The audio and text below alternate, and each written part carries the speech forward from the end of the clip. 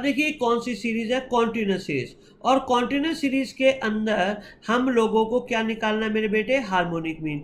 मैंने आपको बताया था कॉन्टिन्यूस सीरीज में बस हमारा मिड पॉइंट ही एक्स का काम करता है। तो सबसे पहले मैंने अपनी कॉन्टिन्यूस सीरीज लिखी 0 से 10, 10 से 20, 20 से 30, 30 से 40, 40 से 50, 50 से 60। फिर उनकी फ्रीक्वेंसी मेरे को दे ही रखी है 10, 20, 30, 50, 40, 30, 180 टोटल। अब मैंने मिड पॉइंट निकाल लिया।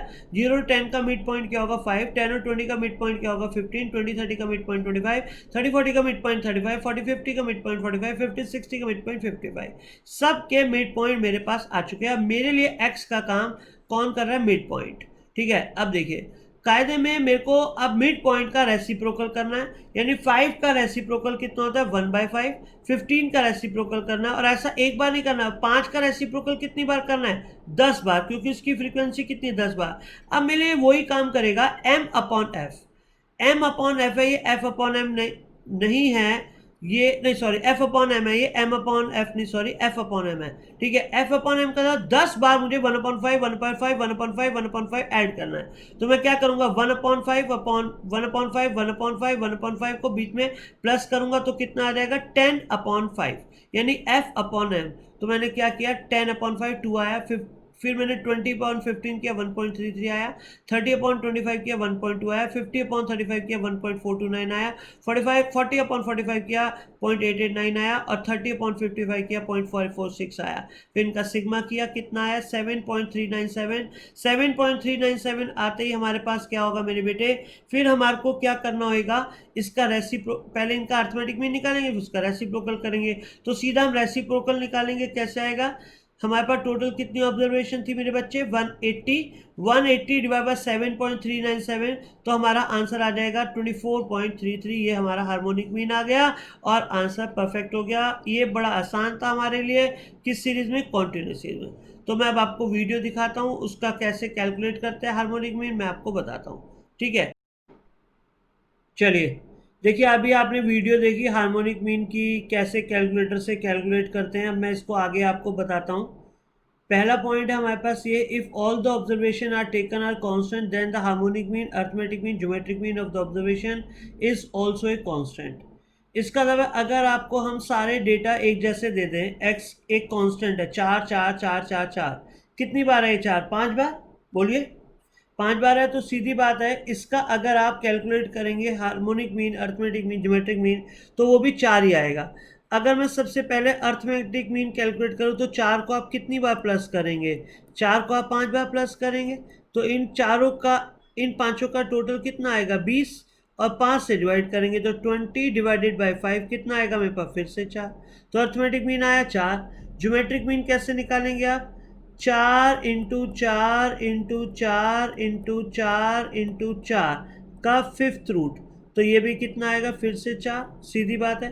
तो ये तो बार बार 4 ही आता जा रहा है। अब मुझे क्या कैलकुलेट करना है इसके बाद, हार्मोनिक मीन, तो मैं क्या करूंगा 1/4 प्लस 1/4 प्लस 1/4 प्लस 1/4 प्लस 1/4, कितनी बार मैं ऐड करूंगा 5 बार, और ऊपर मेरे पास क्या होगा 5 आइटम, तो यहाँ पर आएगा 5 डिवाइडेड बाय, नीचे 5 बार जुड़ेगा तो 5/4 होगा टोटल, फिर क्या होगा 5/5 और ऊपर चला जाएगा 4, 5 से 5 कैंसिल हो जाएगा और केवल क्या रह जाएगा 4।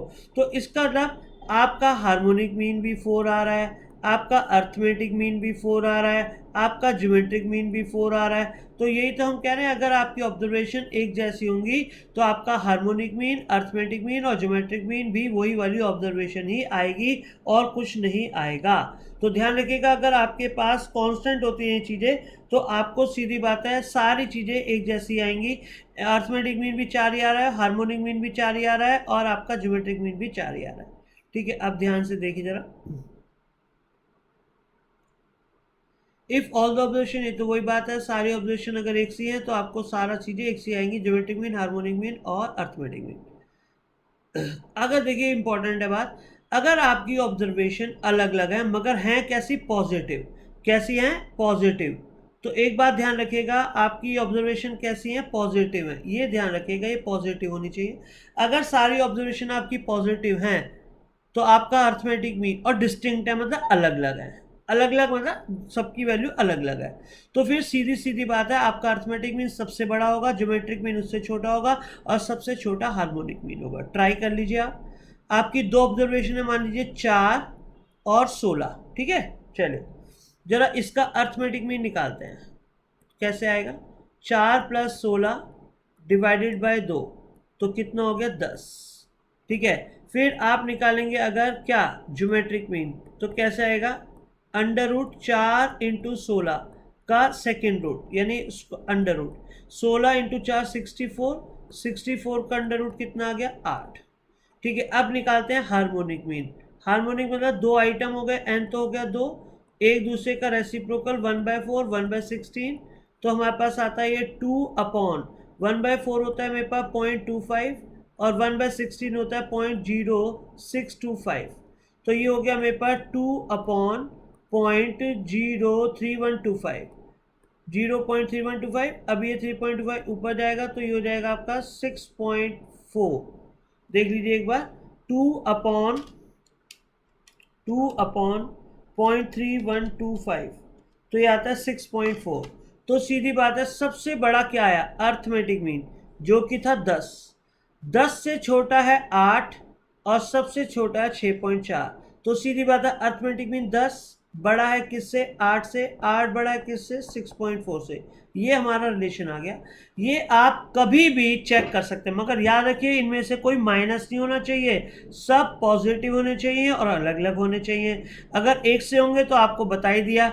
अगर मान लो ये सारी ऑब्जर्वेशन एक 4 होती है, दूसरी भी 4, तो आपका अर्थमेटिक मीन भी 4 आ रहा था, ज्योमेट्रिक मीन भी 4 आ रहा था, हार्मोनिक मीन भी 4 आ रहा था, तो फिर आप किसको बड़ा कहते हैं? सब तो इक्वल आ गए। तो ऐसा तब होगा जब ये सारे इक्वल हो। अगर ये डिस्टिंक्ट होंगे और पॉजिटिव होंगे तो हमेशा अर्थमेटिक मीन बड़ा होगा ज्योमेट्रिक मीन से, और ज्योमेट्रिक मीन बड़ा होगा हार्मोनिक मीन से। राइट? आइए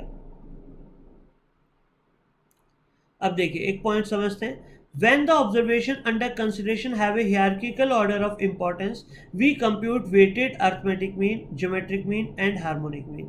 तो वो कहता है जब आपकी ऑब्जर्वेशन की हियरकी अलग अलग हो, उसकी इंपॉर्टेंस अलग अलग हो, तो फिर ऐसे केस में हम कभी भी सिंपल अर्थमेटिक मीन नहीं निकालते, बल्कि कौन सा अर्थमेटिक मीन निकालते हैं? Weighted arithmetic mean. ना ही हम सिंपल ज्योमेट्रिक मीन निकालते, बल्कि क्या निकालते हैं? Weighted geometric mean. और ऐसे हम निकालते हैं वेटेड हार्मोनिक मीन। जब भी आपकी ऑब्जर्वेशन की जो इंपॉर्टेंस होती है वो डिफरेंट होती है, हियरर्किकल होती है, यानी कि एक बड़ी, एक उससे छोटी और एक सबसे छोटी, तो जब इंपॉर्टेंस में फर्क आ जाता है तो फिर हम लोग जनरली क्या निकालते हैं? Weighted arithmetic mean, weighted geometric mean या वेटेड हार्मोनिक मीन। और इनको निकालने का एक सबसे बड़ा हिंट होता है, इनके सामने लिखा होता है इनके वेट्स क्या क्या हैं। तो वेट्स जब दिए होते हैं तो सीधी बात है आप सिंपल निकाल ही नहीं सकते, आपको वेटेड ही निकालना होगा। जैसे अगर हम बात करें वेटेड अर्थमेटिक मीन कैसे निकाला जाता है, sigma W x upon sigma W upon में होता है, ऐसे सिग्मा डब्ल्यू अपॉन एक्स, ये हार्मोनिक मीन होता है। ज्योमेट्रिक मीन हमारे को कभी कैलकुलेट करने के लिए नहीं आता, क्योंकि वो काफ़ी कॉम्प्लिकेटेड होता है, उसमें लॉग का भी इस्तेमाल करना पड़ता है, तो अभी वो हम नहीं सिखाएंगे, ना ही वो आपको करना है। आपको दो इंपॉर्टेंट है ध्यान रखने, वेटेड अर्थमेटिक मीन और वेटेड हार्मोनिक मीन, दोनों की अब कैलकुलेशन सिखाता हूँ कैसे होती है। देखिए हमने कहा कि हम 12% रिटर्न आपको दे सकते हैं। 100 रुपये लगाओ 12% पाओ, यानी कि 12 रुपये, ठीक है। 100 रुपये लगाओ 18% मिलेगा, यानी 18 रुपये। 100 रुपये लगाओ 16% मिलेगा, यानी 16 रुपये। 100 रुपये अगर इन्वेस्ट करोगे तो 10% रिटर्न मिलेगी, यानी कि 10 रुपये। तो रेट ऑफ रिटर्न का मतलब क्या होता है? आपको रिटर्न में कितना मिलेगा, आप इतने रुपये हमारे को इन्वेस्ट करो, हम आपको 12%, 18%, 16%, 10% देंगे। अमाउंट ऑफ इन्वेस्टमेंट का मतलब आप कितने कितने रुपए इन्वेस्ट कर सकते हैं? 2 लाख, 3 लाख, 5 लाख, 5 लाख। तो अब एक बात आइए, क्या आपको लगता है अगर कोई व्यक्ति सिंपल रेट ऑफ रिटर्न निकालता, सिंपल रेट ऑफ रिटर्न का एवरेज निकालता, तो पता क्या करता है? 12 + 18 + 16 और +10, ये कितने आइटम ऐड हो गए हमारे पास? 4। और इनको फिर किससे डिवाइड कर देता? 4 से। 16 और 18 कितने हो गए हमारे पास? 30, 30 + 16 कितने हो गए? 46, 46 + 10 कितने हो गए? 56, 56 को कितने से डिवाइड करूं? 4 से, तो मेरे पास आएगा एवरेज 14। तो 14% मेरे पास एक सिंपल एवरेज रेट आया है ना, ये सिंपल कहलाता है। यानी आपने इस बात पे ध्यान ही नहीं दिया कि 2 लाख लगा रहा है यहाँ बंदा, यहाँ 3 लाख इन्वेस्ट कर रहा है, यहाँ 5 लाख, यहाँ 5 लाख, तो इसकी तो आपने कुछ इंपॉर्टेंस ही नहीं समझी, ना इसका आपने कोई यूज किया। इसका मतलब आपने जो यहाँ अर्थमेटिक मीन निकाला है ये सिंपल अर्थमेटिक मीन है, जबकि वेटेड अर्थमेटिक मीन कहता है कि आपको उसकी इंपॉर्टेंस को भी ध्यान देना चाहिए था, तो आपको 3, 2, 5, 5 को भी ध्यान देना चाहिए था। ये कैसे पता लगेगा कि ये वेट है या नहीं?